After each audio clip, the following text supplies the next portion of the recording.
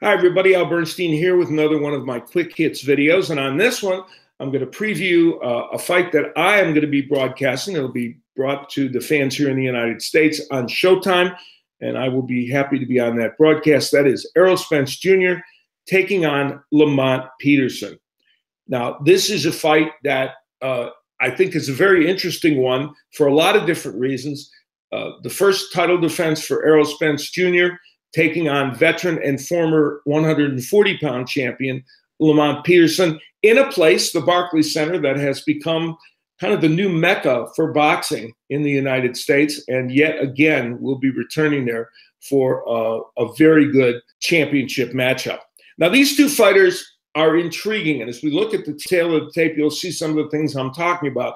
Clearly, the age difference between these two men. Errol Spence, younger than Peterson. Peterson will be just shy of his 34th birthday when this fight happens. And he has been in many strenuous fights, a couple wars with a number of different people. He has fought the best fighters that he can possibly face. And what's not on that list is the fact that Peterson has not been active in the last couple of years. He's fought when he fought David Evanesian, when he won a fringe welterweight title. That was his only fight since November of 2015. So in the last 2+ years, Lamont Peterson has only fought one time. This will be his second fight. Now, the interesting thing about that is that may not be so terrible for him, because he did, as I said, fight all these wars with top-name fighters, Amir Khan, Danny Garcia, that brutal loss he had to Lucas Matisse, or Victor Ortiz, so many more. So that time off for him might not be the worst thing, which is, normally we would look at it and say, all that inactivity is going to be a problem. So that's one of the things that Peterson will have to deal with in this fight. And Errol Spence himself, though, only had one fight this past year. That, of course, was his match in which he won the world title in England against Kell Brook. And ironically, with only that win against a top fighter, still people are thinking of Errol Spence Jr. as a possible top 10 pound-for-pound fighter. With all that having been said, let's take a look at the keys to victory for these two fighters. We will start off with Errol Spence.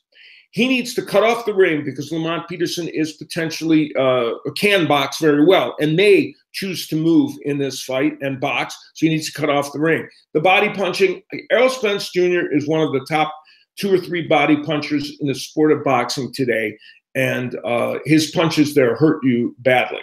Be physical. He can rough you up on the inside. He did that against Kell Brook. He's done that against all his opponents. So when he's on the inside, especially facing a man who, while he now is a full-fledged welterweight, was really a champion a long time at 140, he wants to be physical.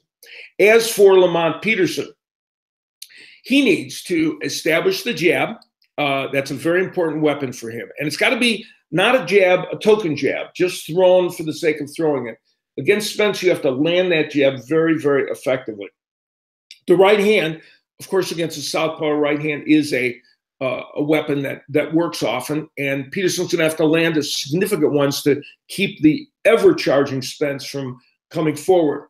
Go in and out of the pocket. Now, this is, to me, what I think could be a really interesting strategy for Peterson. Peterson is by nature a boxer-puncher, but Lamont Peterson is also a very good inside fighter. He also is a terrific body puncher. And there's an old bromide in boxing. The body punchers don't like to get a hit to the body, which isn't always true, but as a bromide is frequently true. And so he wants to be, in my opinion, he wants to box, especially in the early rounds, where he is a slow starter usually and is vulnerable, as he was in the Lucas Matisse fight, to potentially being hurt and that fight knocked out. He wants to box a little bit early, but as the fight wears on, he wants to go inside, use that body work, use his skillful inside fighting, then get back and set a different tempo. So now Spence is looking at him in the pocket, but then now Spence is looking at a very skilled boxer, which Peterson is. So the trick for Peterson, I think, is to use both those skill sets at various times, kind of like a pitcher that's throwing off-speed pitches to get fighters off, or get batters off balance for their fastballs and their other sliders and other faster pitches. So that's what I think Lamont Peterson needs to do. Clearly, Errol Spence Jr. is the favorite in this fight. Clearly, he is the person that's looked at as the A side here.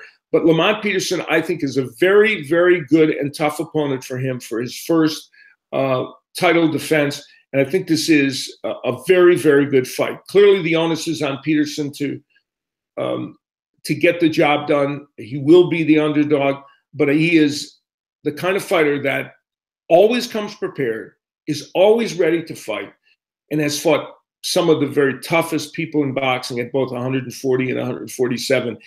And because people know he always comes prepared, that's what makes this, I think, a very appealing match. It'll be January 20th at the Barclays Center. I will be there along with my usual broadcast mates, Mauro, Paulie, Brian Custer, Jim Gray, Steve Farhood, and all the gang as we bring you this match from the Barclays Center in Brooklyn on January 20th. Should be a lot of fun, and it should be, I think, a very interesting boxing match.